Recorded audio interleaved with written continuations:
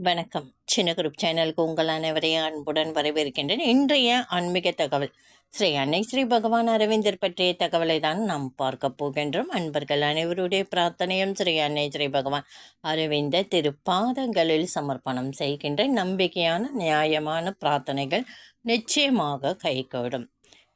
ஆரோவில் பற்றி ஏற்கனவே நான் சின்னதாக குறிப்பு கொடுத்துருக்கேன். இப்போ கொஞ்சம் விரிவாக ஆரோவில் பற்றி நான் சொல்லலான்ட்டு இருக்கேன். ஆரோவில் மனித இனத்தின் ஒற்றுமைப்பாட்டிற்காக ஒரு பரிசோதனையாக அர்ப்பணிக்கப்பட்ட சர்வதேச நகரம். இதை நிறுவியவர் ஸ்ரீ அன்னை. ஸ்ரீ அன்னைக்கு ரொம்ப நாளாக ஆசை, மனித இன ஒற்றுமைக்காக ஒரு நகரத்தை நம்ம உருவாக்கணும் என்று அவர் மனசில் நினச்சிட்டு இருந்தார். அப்போ பாண்டிச்சேரி ஸ்ரீ அரபிந்தோ சொசைட்டி இது போன்ற நகரத்தை உருவாக்க வேண்டும் என ஸ்ரீ அன்னை கிட்ட அவங்க கேட்குறாங்க. இதற்கு ஸ்ரீ அன்னை ஆசீர்வாதம் செய்கிறாங்க. முயற்சி செஞ்சு தான் கண்டிப்பாக நம்மளால் முடியும், அதற்கான ஏற்பாடுகள் செய்ய சொல்லி. உடனே இவங்க இந்திய அரசாங்கத்தின் முன் இந்த கருத்தை வைக்கிறாங்க. இந்திய அரசாங்கம் இதற்கு தன்னுடைய ஆதரவை தெரிவித்தது.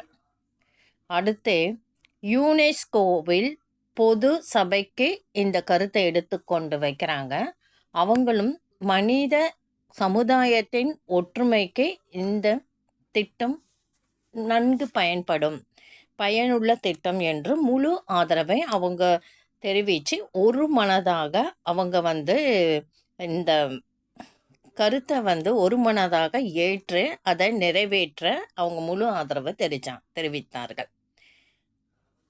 இப்படியாக 28/2/1968 அன்று வருங்கால நகரமான ஆரோவில் தொடக்க விழா நகரத்தின் மையப்பகுதியான ஆலமரத்தின் அருகே இந்தியாவின் அனைத்து மாநிலங்கள் மற்றும் 121 நாடுகளின் பிரதிநிதிகள் கலந்து கொண்டார்கள். இந்த நகரத்தில் 5000 பேர் குடியிருக்கிற மாதிரி இவங்க ஏற்பாடு செய்தார்கள். இப்பிரதிநிதிகள் அதாவது அதுக்கேற்ற மாதிரி அவங்க கட்டட அமைப்புகளை ஏற்படுத்தலான்ட்டு திட்டம் தீட்டினார்கள்.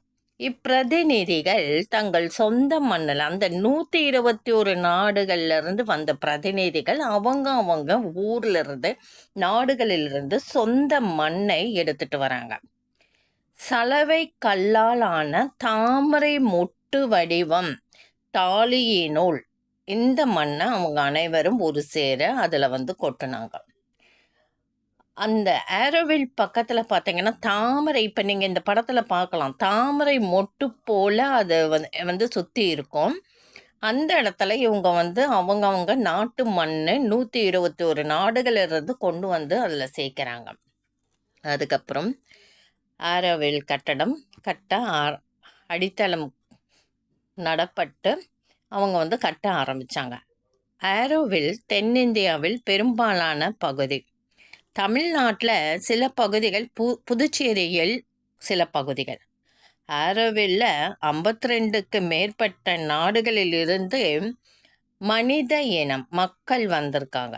மக்கள் சமுதாயத்தினர் எல்லா வித சமூகத்தை சேர்ந்தவர்கள், இன்னாருன்ட்டுல எல்லாம் கலந்து சமூகத்தை சேர்ந்தவர்கள் ஆரோவில்ல 2500 பேர் இப்போதைக்கு இருக்கிறாங்க.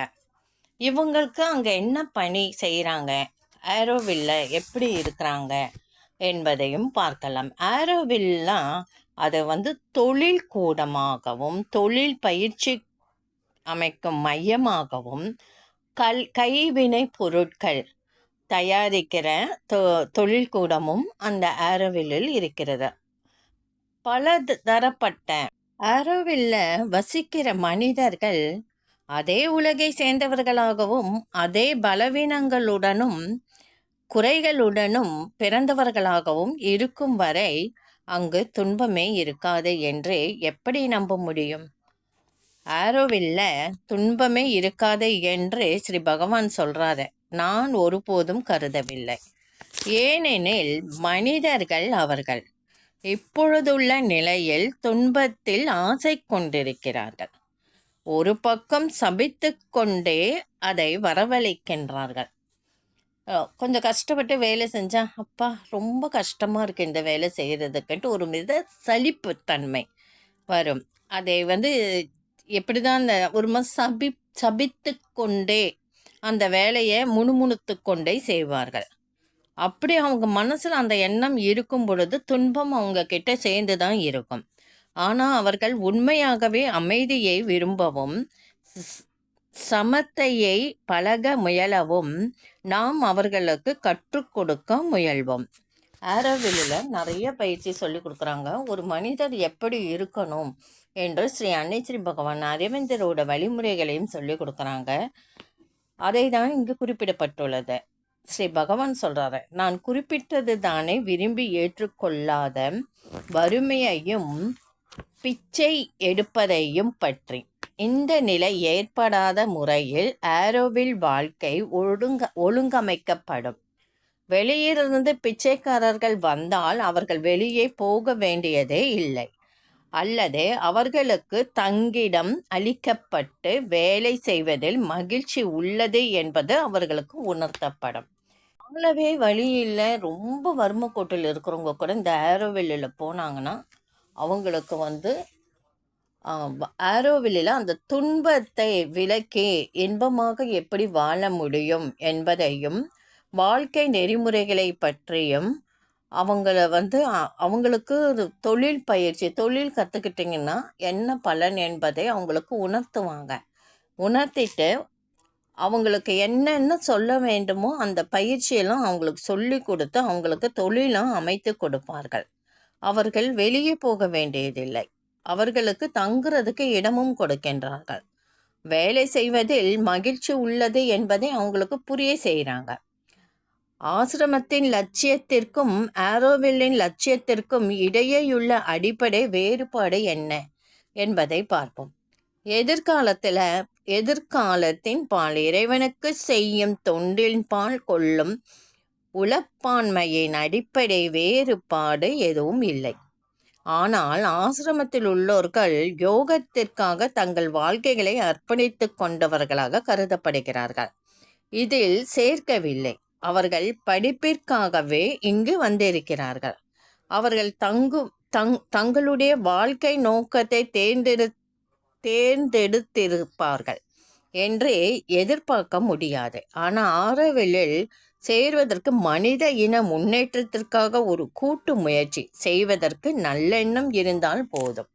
ஆரோவில்லில் நிறைய வருவாங்க. அங்கே தங்குறதுக்கு ரொம்ப கீழே இல்லாமல் ஏழ்மையில் இருக்கிறவங்க பல நாடிலிருந்து பல சமுதாயத்தை சேர்ந்தவர்கள் வருவாங்க. அவங்கள ஒன்றா சேர்த்து அவங்களுக்கு அறிவுரை வழங்கி அவங்களுக்கு தொழில் கற்றுக் கொடுத்து அந்த தொழிலில் கூட்டம் அவங்க அந்த தொழில் எடுத்து செஞ்சு அவங்களுக்கு ஒரு தன்னம்பிக்கை ஊட்டுவாங்க. அவங்களுக்கு வருமானமும் கிடைக்கும், தங்குவதற்கு இடமும் கிடைக்கிறது, உணவுகளும் அவங்க கொடுக்குறாங்க. அப்படி இருக்க நிறைய விஷயங்களை அவங்க தெரிஞ்சுக்கிறாங்க. அந்த ஆரோவில் ஒரு கூட்டு முயற்சி, அதில் சேர்வதற்கு மனித இன முன்னேற்றத்திற்காக ஒரு கூட்டு முயற்சி செய்வதற்கு நல்ல எண்ணம் மட்டும் இருந்தால் போதும் என்று ஸ்ரீ பகவான் அரவிந்தர் கூறுகின்றார். இந்த பதிவு உங்களுக்கு கண்டிப்பாக பிடிச்சிருக்கோன்னு நினைக்கிறேன். ஆரோவில்லில் நீங்கள் பாண்டிச்சேரி போனீங்கன்னா ஆரோவில் போய் பாருங்கள்.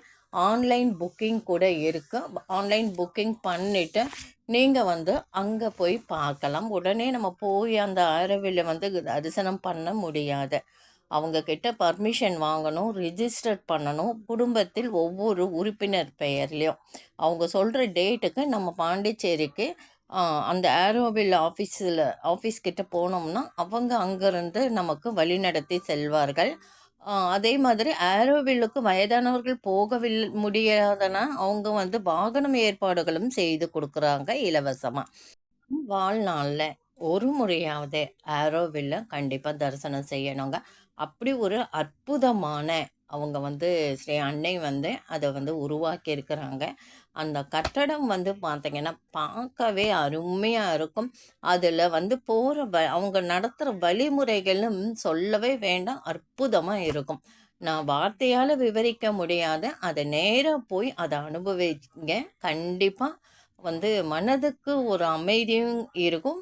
ஆரோவில் உள்ள அந்த சுற்றி சுற்றி தான் வரும், அது சர்க்கிள் மாதிரி சுற்றி சுற்றி மேலே போனீங்கன்னா தியான மைய அறை இருக்கு. அங்கே வந்து எல்லாத்தையுமே ஒரு 10 பேரா 20 பேர் அந்த மாதிரி அவங்க ஒரு கணக்கில் எல்லாத்தையுமே வந்து அங்கே உட்கார வச்சு, அதுவும் வந்து நடுவில் வந்து சூரிய ஒளி வந்து ஸ்ரீ பகவான் அவனோட சிம்பிள் இருக்கும். அதில் வந்து சூரிய ஒளி ஸ்ரீ அன்னை ஸ்ரீ பகவான் சிம்பிளில் படுது.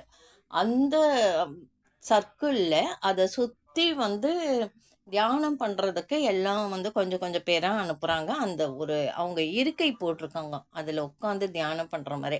அந்த மாதிரி சுற்றி அவங்க வந்து ஒரு குறிப்பிட்ட அளவு இருக்கை வச்சுருக்காங்க.